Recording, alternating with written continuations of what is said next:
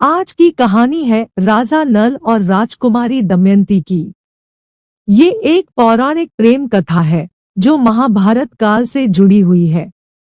युधिष्ठिर जब जुए में अपना सब कुछ हार कर अपने भाइयों के साथ वनवास जा रहे थे, उसी वन में एक ऋषि ने उन्हें नल और दमयंती की कथा सुनाई थी। नल निषद देश के राजा वीरसेन के पुत्र थे। नल बड़े ही वीर, साहसी, गुणवान और सुंदर राजकुमार थे। शस्त्र विद्या और अश्व संचालन में भी वे निपुण थे। दमयंती विदर्भ देश के भीष्मक नरेश की पुत्री थी। दमयंती लक्ष्मी के समान सुंदर, सुशील और सर्वगुण संपन्न थी। निषद देश से जो कोई भी विदर्भ देश में आता था, वह महाराज नल के गुणों की बहुत प्रशंसा करता था। नल की प्रशंसा दमयंती अपने गांव के लोगों से सुनती थी। इसी तरह विदर्भ देश से आने वाले लोग राजकुमारी दमयंती के रूप और गुणों की बखान महाराज नल के सामने करते थे। इसका परिणाम यह हुआ कि नल और दमयंती बिना देखे ही मन में एक दूसरे को प्रेम करने लगे थे। एक दिन राजा नल अपने महल के बगीचे में टहल रहे थे। पक्षियों की मधुर आवाज उनके मन में मधुर संगीत घोल रहा था। उसी समय एक सेवक ने राजा से आकर कहा, महाराज, सरोवर में एक बहुत ही सुंदर और अद्भुत हंस आया है। सेवक के बातों से राजा नल का ध्यान टूट गया। वे सेवक के साथ सरोवर के पास गए। उन्होंने देखा कि वास्तव में एक सुंदर हंस सरोवर में तैर रहा था। राजा नल को आते देख हंस तेज गति से भागने लगा। राजा नल उसे पकड़ने के लिए दौड़ पड़े। थोड़ी देर के बाद उन्होंने हंस को पकड़ लिया। हंस डर गया और अपने आप को राजा से छुड़ाने के लिए प्रयत्न करने लगा। हंस को लगा कि अब वह राजा नल से नहीं छूट पाएगा। तब हंस ने विलाप करते हुए राजा से कहा, मेरा परिवार यहाँ से बहुत दूर विदर्भ देश के राजा भीष्मक के सरोवर में रहता है। राजकुमारी दमयंती उनकी पुत्री है।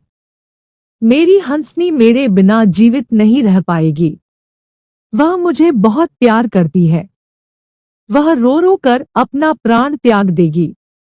राजन, आप मुझे छोड़ दीजिए, अब मैं यहाँ कभी नहीं आऊंगा। हंस की बातों को सुनकर राजा को दया आ गई। उन्होंने हंस को छोड़ दिया। हंस ने राजा से कहा, महाराज, आप बहुत दयालु हैं। विदर्भ देश की राजकुमारी दमयंती भी बहुत ही सुंदर, सुशील, दयालु और सर्वगुण संपन्न है।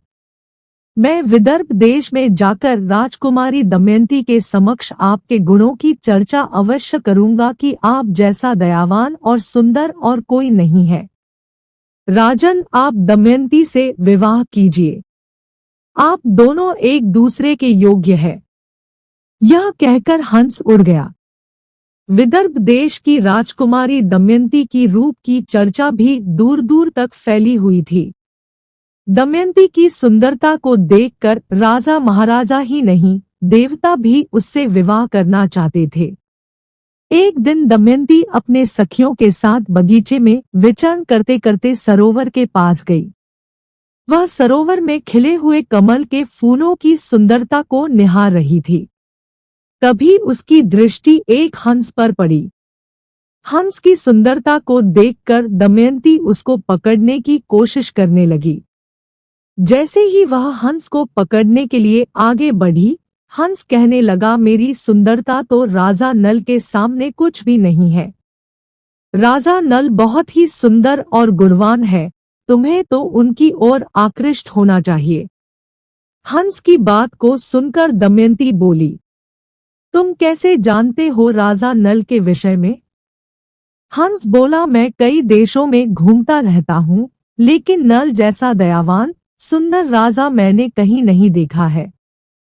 आप दोनों की जोड़ी बहुत ही सुंदर लगेगी। दमयंती हंस की बात को सुनकर मन ही मन राजा नल के रूप की कल्पना कर प्रेम करने लगी। दमयंती हमेशा नल के यादों में खोई रहती थी। इस प्रकार हंस ने नल और दमयंती दोनों के मन में प्रेम का बीजारोपण कर दिया। एक दिन विदर्भ नरेश अपने कक्ष में राज्य से संबंधित कार्यों में व्यस्त थे। तभी महारानी महाराज के कक्ष में प्रवेश हुई। महाराज महारानी से पूछे, क्या बात है? आप कुछ चिंतित दिखाई दे रही है। हमें बताइए, मैं अभी आपकी सभी चिंताएं दूर कर देता हूँ। महारानी बोली, आप हमेशा अपने राजकाज के कार्यों में उलझे हुए रहते हैं। आपकी बेटी दमयंती विवाह योग्य हो गई है। हमें दमयंती की विवाह के विषय में भी सोचना चाहिए। महाराज बोले, महारानी आप ठीक कह रही हैं। मैं मंत्री जी से कहकर दमयंती के स्वयंवर का निमंत्रण सभी देशों में राजाओं, महाराजाओं और राजकुमारों को भिजवा देने के लिए कहता हूँ। महाराज की बात सुनकर महारानी आश्वस्त हो गई। दूसरे दिन से ही दमयंती के स्वयंवर की तैयारियां शुरू हो गई। सभी देशों में दूर दूर तक राजकुमारी दमयंती के स्वयंवर की चर्चा होने लगी और सभी देशों में निमंत्रण पत्र भेज दिया गया। निषद देश में भी निमंत्रण भेजा गया।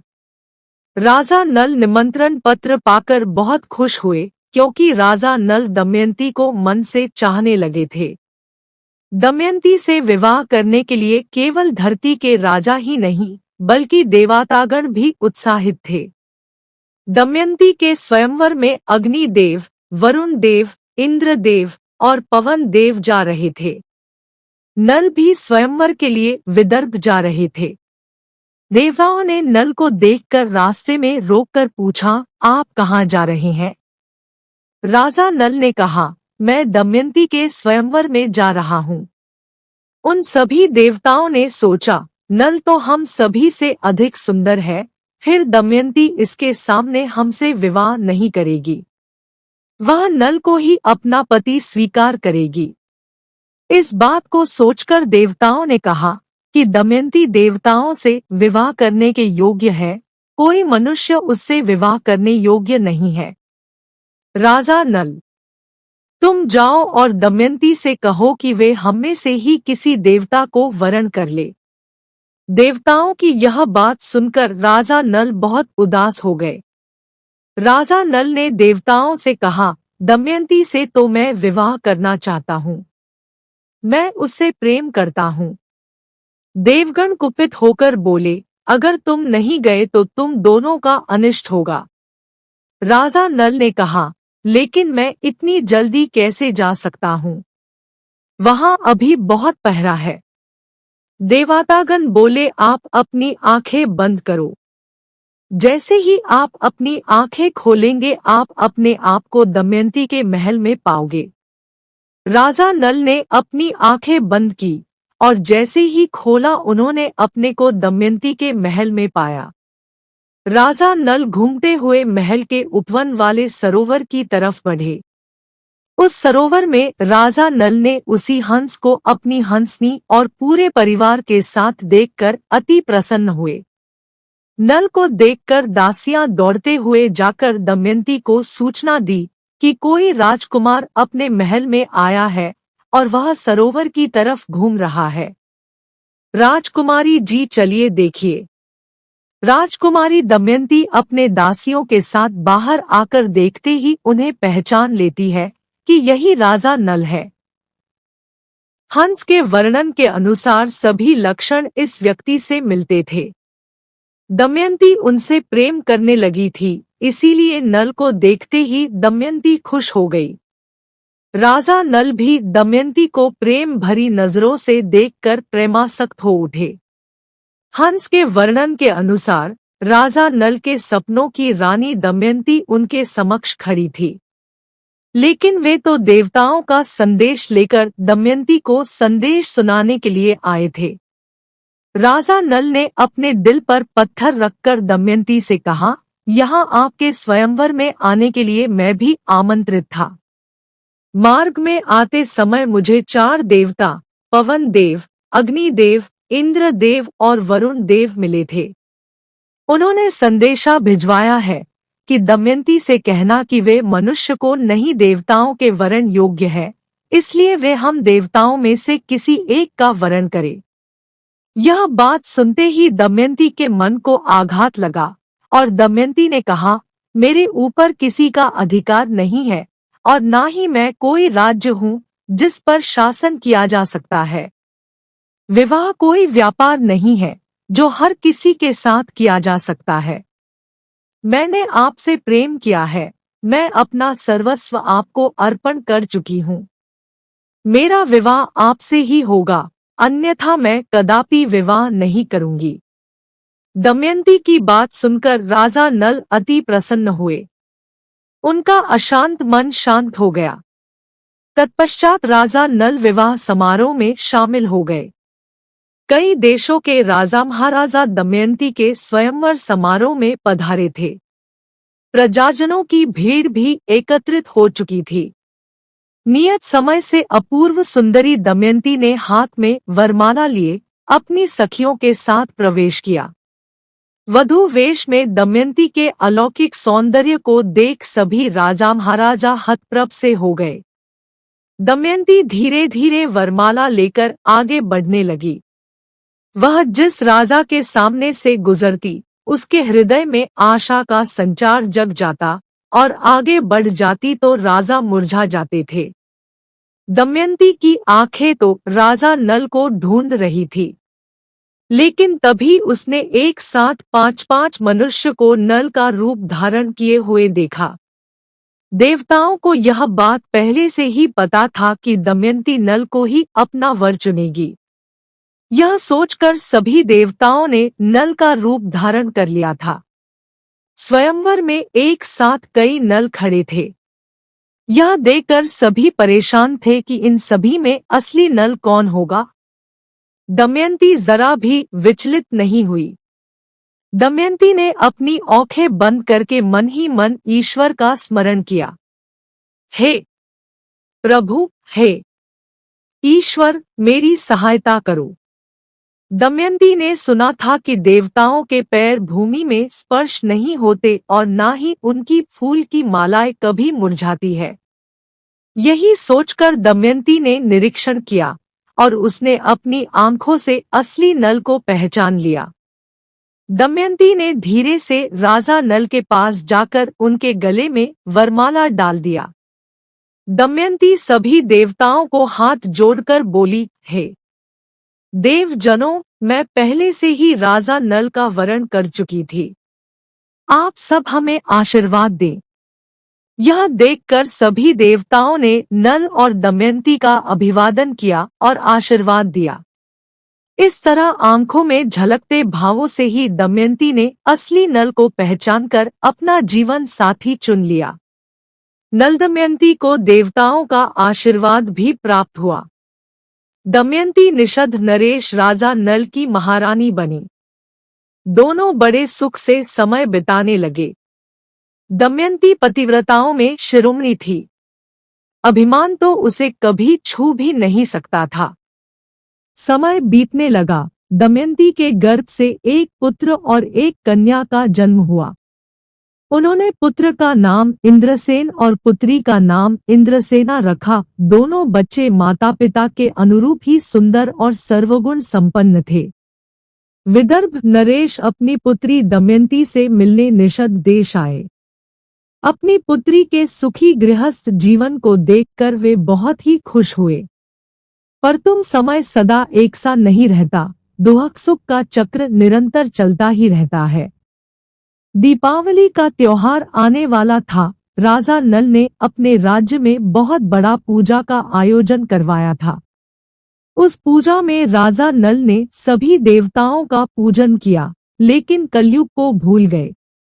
ऐसा देखकर कलयुग क्रोधित हो गए। उन्होंने अपना अपमान समझा और कलयुग राजा नल से प्रतिशोध लेना चाहता था। वैसे तो महाराज नल गुणवान तथा धर्मात्मा थे, किंतु उनमें एक दोष था, जुए का आदत। नल के एक भाई का नाम पुष्कर था। वह नल से अलग रहता था। उसने उन्हें जुए के लिए आमंत्रित किया। खेल आरंभ हुआ। भाग्य प्रतिकूल था। नल हारने लगे और उनका भाई पुष्कर जीतने लगा। राजा नल इस जुए में अपना सब कुछ सोना, चांदी, रथ, राजपाट आदि सब हार गए। महारानी दमयंती ने प्रतिकूल समय जानकर अपने दोनों बच्चों को विदर्भ देश की राजधानी कुंडिनपुर भेज दिया। इधर नल जुए में अपना सर्वस्व हार गए। उन्होंने अपने शरीर के सारे वस्त्राभूषण उतार दिए। केवल एक वस्त्र पहनकर नगर से बाहर निकल पड़े। दमयंती भी मात्र एक साड़ी में अपने पति के साथ निकल पड़ी। चलते चलते वे एक जंगल में पहुंचे। वहां जंगल में राजा नल ने सोने के पंख वाले कुछ पक्षी देखे। राजा नल ने सोचा, यदि इन्हें पकड़ लिया जाए तो इनको बेचकर निर्वाह करने के लिए कुछ धन कमाया जा सकता है। ऐसा सोचकर उन्होंने अपने पहने हुए वस्त्र खोलकर पक्षियों पर फेंका। वे पक्षी राजा नल के वस्त्र लेकर उड़ गए। अब राजा नल के पास तन ढकने के लिए भी वस्त्र नहीं रहा। नल अपने से ज्यादा दमयंती के दुहक से व्याकुल थे। जंगल में नल और दमयंती भूख और प्यास से व्याकुल हो रहे थे। नल ने बड़ी मेहनत करके तालाब से कुछ मछलियां पकड़कर किसी भी तरह वहीं पर आग जलाकर मछलियों को भून लिया। मछलियों को आग में भूनने से उसमें राख लग गया था। नल दमयंती से बोले, तुम यहीं ठहरो, मैं इन मछलियों को तालाब से धोकर लाता हूँ। इनमें राख लगा हुआ है, तब खाएंगे। जैसे ही राजा नल मछलियों को पानी में धोने लगे, वैसे ही सारी मछलियां पानी में बह गई। राजा सिर्फ देखते ही रह गए। नल अपने साथ होने वाले इन सभी घटनाओं को देखकर हताश हो रहे थे। आखिर ये सब मेरे साथ क्यों हो रहा है? मन ही मन सोचने लगे। हे भगवान, मुझे समझ में नहीं आ रहा है, अब मैं क्या करूं? मैं अकेले होता तो सब बर्दाश्त कर लेता, लेकिन इस सुकुमारी दमयंती का दोहक मेरे से देखा नहीं जा रहा है। जंगल में चलते चलते नल और दमयंती बहुत थक कर एक वृक्ष के नीचे बैठ गए। दोनों एक ही वस्त्र से तन छिपाए हुए थे। दमयंती को थकावट और भूख के कारण नींद आ गई। राजा नल ने सोचा, दमयंती को मेरे कारण बड़ा दोहक सहन करना पड़ रहा है। यह सोचकर राजा नल दमयंती को सोई अवस्था में छोड़कर चले गए, लेकिन उनका मन बहुत दुखी था। उनके मन में बार बार यही विचार आ रहा था कि दमयंती की इस दशा का मैं ही जिम्मेदार हूँ। मैंने तो दमयंती को उसकी रक्षा करने का वचन दिया था, लेकिन मैं उसके इन सभी अनंत दुखों का कारण बन गया हूँ। अब मुझसे दमयंती का दोहक सहा नहीं जा रहा है। यदि मैं इसे इसी अवस्था में यही छोड़कर चला जाऊंगा तो यह किसी भी तरह अपने पिता के पास पहुंच जाएगी। यह सोचकर नल दमयंती की आधी साड़ी को फाड़कर उसी से अपना तन ढककर दमयंती को उसी अवस्था में छोड़कर चल दिए। जब दमयंती की नींद खुली तब वे अपने को अकेला पाकर करुण विलाप करने लगी। वे भटकती भटकती जंगल के बीच में पहुंच गई। वहां जंगल में एक अजगर दमयंती को निगलने की कोशिश कर रहा था। तब अपनी रक्षा के लिए दमयंती जोर जोर से चिल्लाने लगी। दमयंती की आवाज सुनकर वहां एक शिकारी आया और अजगर को मारकर दमयंती को बचा लिया। दमयंती जब शांत हुई तो शिकारी ने पूछा, इस घने जंगल में तुम क्यों और कैसे आई? तुम कौन हो सुंदरी? दमयंती की सुंदरता पर मुग्ध होकर शिकारी उसे अपनी कामपिपासा का शिकार बनाना चाहता था। दमयंती उस शिकारी के मन की भाव को समझ गई। दमयंती ने उसे श्राप देते हुए कहा, हे भगवान, यदि मैंने अपने पति राजा नल के अलावा किसी भी परपुरुष का चिंतन नहीं किया हो तो आप इस शिकारी के प्राण ले लो। दमयंती के इतना कहते ही शिकारी के प्राण पखेरु निकल गए। इस प्रकार दमयंती दैवयोग से भटकते भटकते एक दिन चेदिनरेश सुबाहु के पास और उसके बाद अपने पिता के पास पहुंच गई। राजा सुबाहु विदर्भराज भीष्मकसेन के मित्र थे। उन्हें नल और दमयंती की दुर्दशा की कहानी सुनकर अत्यंत कष्ट हुआ। साथ ही इस बात का संतोष भी हुआ कि अब दमयंती अपने पिता के महल में सुरक्षित पहुंच जाएगी। उन्होंने दमयंती को यथोचित सम्मान के साथ उसके पिता के पास पहुंचा दिया और नल की खोज में अपने गुप्तचर विभाग को लगा दिया। दूसरी तरफ राजा नल जिस रास्ते से जा रहे थे वहां घना जंगल था। उन्होंने देखा कि जंगल में भयानक आग लगी है। उस आग में एक नाग फंसा हुआ है। नाग निकलने की बहुत कोशिश कर रहा था, लेकिन वह निकल नहीं पा रहा था। नाग को इस दशा में देखकर राजा नल को दया आ गई। उन्होंने उसे झाड़ियों से निकाल दिया। उसी समय नाग ने कहा, राजन, तुम मुझे अपने कदम से 10 कदम गिनकर आगे रखो, तभी मेरा भला होगा। ये नाग धर्मराज थे जो नल की परीक्षा ले रहे थे। राजा नल ने सर्प को उठाकर अपनी कदम गिनते हुए आगे बढ़कर 10 बोले। वैसे ही नाग ने राजा नल के माथे पर डंस लिया। राजा नल चौंक कर बोले, लगता है यह मेरा काल था। अब मैं किसी को भी देख नहीं पाऊंगा और इस जंगल में मर जाऊंगा। तभी नाग ने कहा, चिंता मत करो राजन, तुम्हें कुछ भी नहीं होगा। मैंने तुम्हारी दया की परीक्षा ली है और तुम इस परीक्षा में सफल हुए हो। धर्मराज ने कहा, राजन, तुम्हारे इस सुंदर रूप रंग को देखकर कोई राजवंशी समझकर तुम्हें काम नहीं देगा। अब तुम्हारे इस कोयल की तरह काले रंग को देखकर कोई भी काम पर रख लेगा। अभी तुम्हें इसकी सख्त जरूरत है। जब तुम्हें इस काले रंग को बदलने की जरूरत पड़े तो तुम मेरा स्मरण कर लेना। मेरा स्मरण करते ही तुम्हारा रंग फिर पहले की तरह हो जाएगा। नाग यह कहकर चला गया। नल भटकते भटकते राजा ऋतुपर्ण राजा के यहाँ पहुंच गए, जो अयोध्या के राजा थे। राजा नल ने कहा, महाराज, मुझे नौकरी पर रख लीजिए। राजा ऋतुपर्ण ने कहा, तुम्हारा नाम क्या है? तुम क्या काम जानते हो? नल ने कहा, मैं बाहुक हूँ। मैं घोड़ों की अच्छी तरह से देखभाल कर सकता हूँ और रथ हाँकने में निपुण हूँ। राजा ऋतुपर्ण ने अपने 500 घोड़ों की देखभाल और रथ हाँकने का काम राजा नल को सौंप दिया। बाहुक के सौम्य व्यवहार से राजा बहुत प्रभावित थे। बाहुक को राजा ऋतुपर्ण के यहाँ काम करते करते बहुत समय बीत चुका था। एक दिन अचानक बाहुक को पता चला कि विदर्भ देश की राजकुमारी का फिर से स्वयंवर हो रहा है। इस खबर को सुनते ही बाहुक बेचैन हो गया। उसे विश्वास नहीं हो रहा था।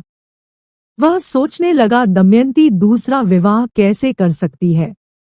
तभी एक नौकर बाहुक को आकर बोला, बाहुक, चलो, तुम्हें महाराज बुला रहे हैं।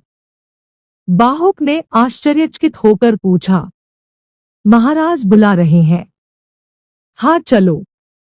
बाहुक महाराज ऋतुपर्ण के पास जैसे ही पहुंचा, तब उसने देखा कि महाराज हाथ में एक निमंत्रण पत्र लेकर चिंतित है। बाहुक ने कहा, महाराज, आपने मुझे याद किया? हाँ बाहुक, आओ आओ। यह कहकर महाराज ने बाहुक को निमंत्रण पत्र दिखाते हुए कहा, देखो बाहुक, यह विदर्भ देश की राजकुमारी का निमंत्रण पत्र है। कल ही स्वयंवर है और यह निमंत्रण पत्र मुझे अभी मिला है। अब तुम ही बताओ, मैं इतनी जल्दी वहां कैसे पहुंच सकता हूं? बाहुक ने महाराज से कहा, महाराज, आप चिंतित न हो, अभी तो बहुत समय है। मैं आपको वहां समय से पहले ही पहुंचा दूंगा। बाहुक के आश्वासन से महाराज की चिंता दूर हो गई। जैसे ही महाराज ऋतुपर्ण रथ पर बैठे, वैसे ही बाहुक ने मन ही मन में पवन देव का स्मरण कर रथ को हाँक दिया। थोड़ी ही देर में रथवा से बातें करने लगा। महाराज ऋतुपर्ण रथ के वेग और रथ वाहक बाहुक दोनों को देखकर आश्चर्यचकित हो उठे।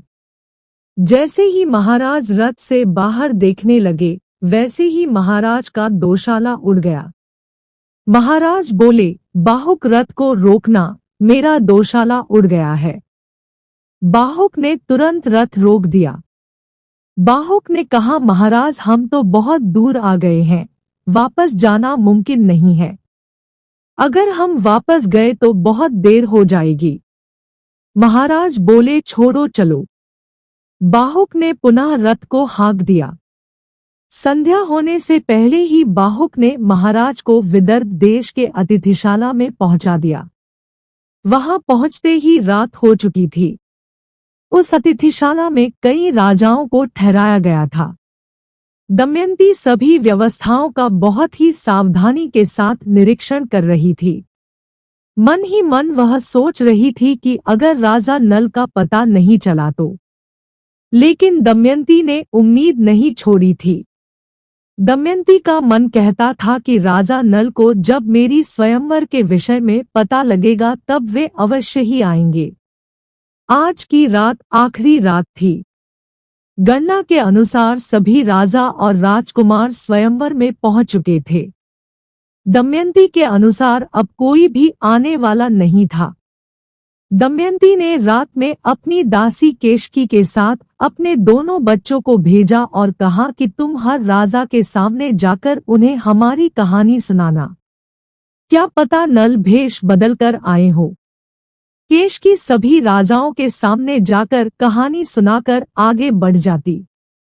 केशकी कहानी सुनाते सुनाते बाहुक के पास पहुंची और दमयंती की कहानी बड़े ही करुणा के साथ सुना रही थी। दमयंती की करुणा भरी कहानी को सुनकर बाहुक के आंखों से आंसू बहने लगे। बाहुक ने इंद्रसेन और इंद्रसेना को अपने गले से लगा लिया। दमयंती के सिखाए अनुसार बच्चों ने कहा, मुझे बहुत जोर से भूख लगी है। बाहुक ने कहा, बच्चों, अभी मैं तुम दोनों के लिए तुरंत भोजन बनाता हूँ। ऐसा कहकर बाहुक ने तुरंत अग्नि देव और वरुण देव का स्मरण किया। स्मरण करते ही दोनों प्रकट हो गए। बाहुक ने तुरंत बड़ा ही स्वादिष्ट भोजन बनाकर बच्चों को खिला दिया और बच्चों को खीर देते हुए कहा कि तुम अपनी माँ को दे देना। दमयंती ने बाहुक के रूप में अपने पति राजा नल को पहचान लिया और राजा नल धर्मराज का स्मरण करके अपने पुराने रूप में आ गए। इस तरह दमयंती के सतीव के प्रभाव से एक दिन महाराज नल के दोहकों का भी अंत हुआ। दोनों का पुनर्मिलन हुआ और राजा नल को उनका राज्य भी वापस मिल गया और वो आनंद पूर्वक अपने राज्य में रहने लगे।